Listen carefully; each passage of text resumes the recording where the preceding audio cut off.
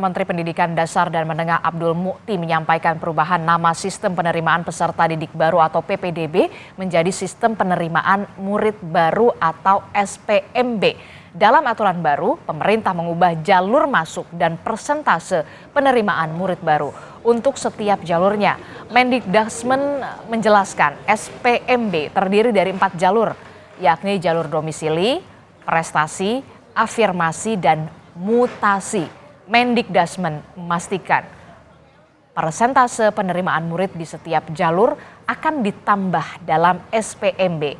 Abdul Mukti bilang aturan itu sudah diterima dan disetujui oleh Presiden Prabowo Subianto. Tinggal menunggu terbit usai mendengar masukan dari berbagai pihak. Kenapa kami ganti nama itu? Karena selama ini muncul pemahaman yang kurang tepat, karena dianggap penerimaan itu hanya zonasi. Jadi kami sampaikan bahwa jalur penerimaan murid baru itu ada 4. Yang pertama adalah domisili atau tempat tinggal murid. Kemudian yang kedua itu jalur prestasi.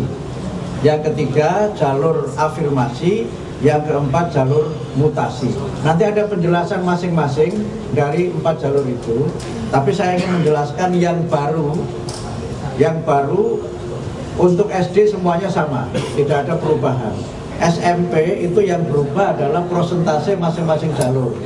Dan untuk jalur prestasi yang baru adalah adanya, kalau sebelumnya jalur prestasi itu kan ada akademik dan non-akademik. Non-akademik itu hanya ada 2, yaitu olahraga dan seni. Ditambah lagi nanti itu adalah jalur kepemimpinan. Jalur afirmasi itu persentasenya kita tambah, yang memang masih untuk 2 kelompok. Pertama adalah untuk penyandang disabilitas, kemudian yang kedua adalah untuk masyarakat atau murid yang berasal dari keluarga yang kurang mampu. Jalur mutasi itu adalah karena tugas orang tua, dan termasuk jalur mutasi itu adalah kuota untuk para guru yang mengajar di sekolah tertentu.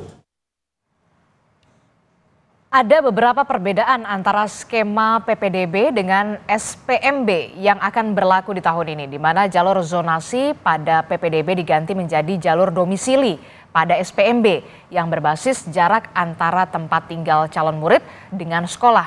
Selain itu juga ada jalur prestasi, afirmasi, dan juga mutasi. Sementara untuk jalur domisili mempertimbangkan jarak tempat tinggal calon murid ke sekolah. Sedangkan untuk jalur prestasi ada penambahan kriteria pada SPMB, yakni jalur non-akademik akan ditambah soal kepemimpinan atau aktif di organisasi. Tidak hanya dari prestasi seni dan olahraga seperti pada PPDB. Sementara untuk jalur afirmasi, saudara, masih sama dengan PPDB, yakni dari keluarga yang kurang mampu dan penyandang disabilitas. Namun kuotanya akan ditambah. Dan terakhir melalui jalur mutasi, yakni perpindahan tugas orang tua karena pekerjaan, termasuk guru yang mengajar di sekolah.